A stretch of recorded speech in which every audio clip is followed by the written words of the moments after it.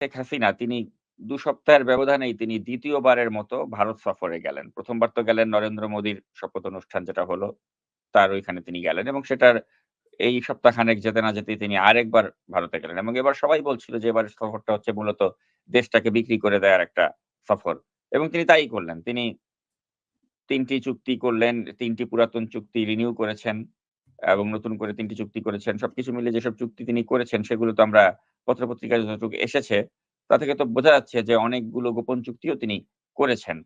এবং এই সফরে তো আসলে দেশের কোনো লাভ তো হয়নি। বরঞ্চ সবচেয়ে বেশি আলোচনায় যেটা আসছে সেটা হচ্ছে যে তিনি যে রেলপথ করার যে একটা তাদেরকে লাইসেন্স দিয়ে আসলেন এবং এই যে বাংলাদেশের বুক চিরে যে ভারতের রেলগাড়ি চড়বে, এটা কিন্তু মানে অনেকেরই কিন্তু হৃদয়ে রক্তক্ষরণ সৃষ্টি করেছে। যে মানে এটা যদি দেশ বিক্রি না হয় তাহলে আর কি দেশ বিক্রি হতে পারে? তো হুম। সবকিছু মিলিয়ে শেখ হাসিনা নিজেও বলেছেন যে ভারতকে তিনি যা